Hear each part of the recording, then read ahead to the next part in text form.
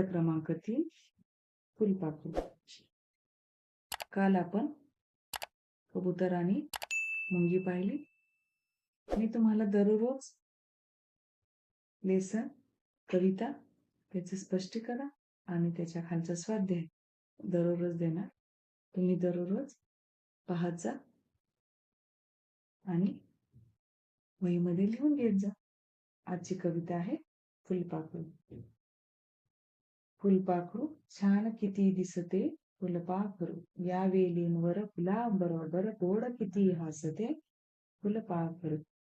पंख चिमुकले निळे जांभळे, हालवणी झुलिते फुलपाखरू. डोळे बारीक करीती लुकलुक, गोलमणी जणू ते फुलपाखरू. मी धरू जाता येईन हाता, दूरच ते उडते फुलपाखरू. ही जी कविता आहे ही ग.ह.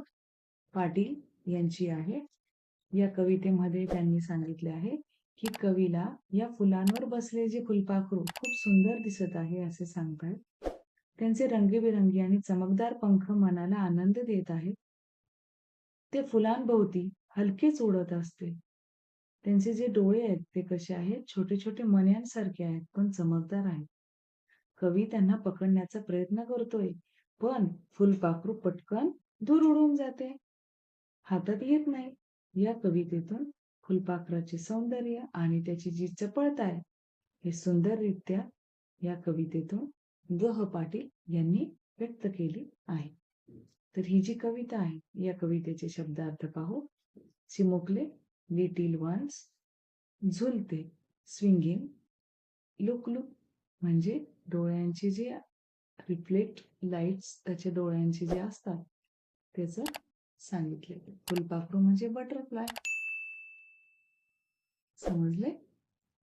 आपण त्याच्या खालचे प्रश्नोत्तरे पाहू. चला बरं. प्रश्न पहिला, एका शब्दात उत्तरे लिहा. फुलपाखरू कसे दिसते? फुलपाखरू छान दिसते. दुसरा प्रश्न आहे, फुलपाखरू कोणाबरोबर हसते? तर फुलपाखरू वेलींबरोबर आणि फुलांबरोबर हसते. फुलपाखरांचे पंख कसे आहेत? तर फुलपाखरांचे पंख चिमुकले आहेत. त्याचा पुढचा जो प्रश्न आहे, खालील शब्दांना ते अक्षर जोडा व तयार केलेला शब्द लिहा. तर बस त्याला ते जोडल्यानंतर बसते. झूल त्याला ते जर जोड शब्द अक्षर लावलं तर झुलते. दिस याला जर ते अक्षर लावलं तर दिसते. उड याला जर ते अक्षर लावलं तर उडते. कर याला जोडाक्षर जर ते लावलं तर करते. जेव याला अक्षर ते लावलं तर जेवते. हो की नाही? सोपं आहे ना? पुढचा आहे तिसरा, शब्दांना योग्य अक्षराला स्वरचिन्ह जोडून शब्द वाचा व लिहा. आता त्यांनी उदाहरण दिले द त्याला जर आपण काना लावला तर काय होते? दा. फल हा हिंदीतला फल म्हणजे फळ, त्याला जर आपण उकार लावला आणि दुसरा म्हणजे एक फूल, एक फूल हा दुसरा उकार, आणि जर अनेक वचनात लिहिलं तर फचा पहिला उकार येतो फुले. कपट लिहिले. आता कपट आहे का? त्याला आपण काय म्हणतो? क-पा-ट. पला काना पा. दुसरं काय आहे? गलाब. ते गलाब आहे का? नाही, ते गुलाब आहे. गलाब पहिला उकार गुलाब. आता करी. करी म्हणतो का आपण? नाही. कवर दोन मात्रे कैरी. पुढे आहे चमनी. ती चमनी नाहीये, ती काय आहे?